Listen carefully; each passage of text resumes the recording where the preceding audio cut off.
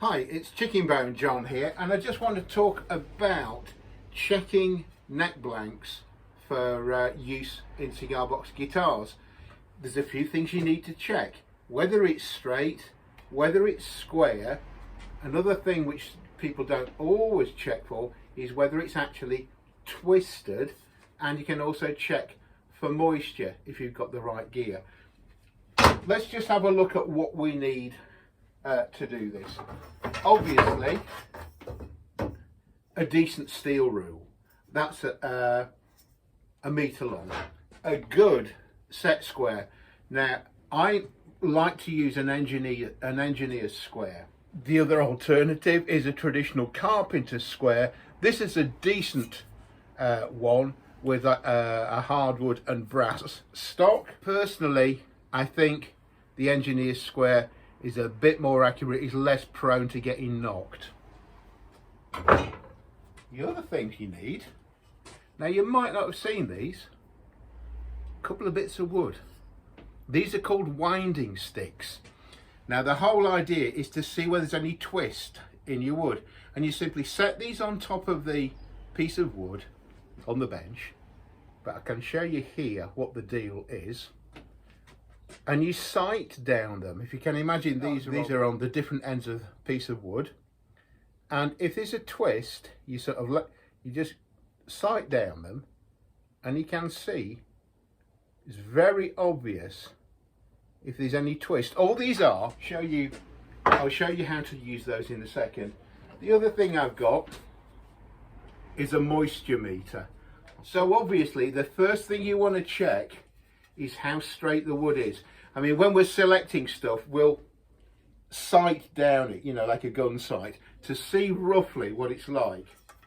We're going to check basically to see if we've got that straight. So we hold that up to the light. We're happy with that. I'll just put a face mark on it. Then I'm going to check one edge. The same sort of thing. Put your ruler along it, sight through to see if that's okay. I'll put a face mark on that. So I know I've got a true face and a true edge. Next, we'll check with a square.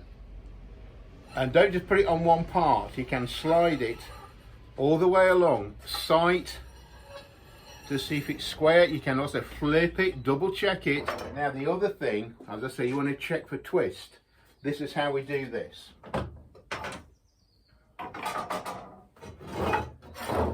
We can put this on the bench,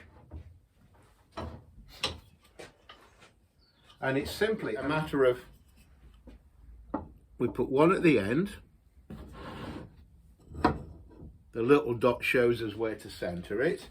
One at the other end, and we're just going to sight down that. I've got one winding stick on the far end, one winding stick here. They're called winding sticks because it tells you the amount of wind or twist in it. Can you see, as I get further and further down,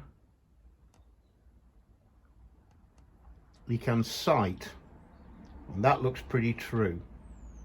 But you can double check by getting the white mark against the black background, but that looks pretty straight. So that's checked with our winding sticks, so we're happy that that's not twisted. So these are dead easy to make and very handy thing to have around the workshop. The other thing, you can use a digital moisture meter. Just a couple of things. Generally speaking, your timber should be kept in a constant temperature and humidity. Internal, inside house temperature and humidity, which you want about 20 degrees centigrade, and then between 40 and 50 is a typical relative humidity. Some people say 50 to 60, but I think that's an American thing where they may be in a more humid climate. So if you're in the 40 to 50, that's okay. So watch out if you're leaving timber or finished guitars in a cold workshop that might be slightly moist, more moist, like in a shed or a garage, it could be less than ideal. And then when you move it indoors, the timber might dry out, might get warmer, it could start twisting and bending. So what we do is use one of these little moisture meters. It's just got these two prongs on it. You can get a contactless one, but they're about 40 quid, I think. And you've got a couple of settings on the back. There's various woods. So on this, it's a piece of maple. So we just turn that on. The maple setting, it says A on here, so we'll use that. My reading is, yeah, it's about 7.8, 8.3. That's okay.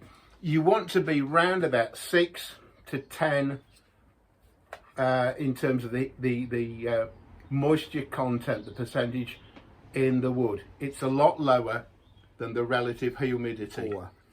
You don't need to push these right the way and just make decent contact with the wood. You know, it's not perfect, but it does give you a little bit more reassurance that you're in the right ballpark.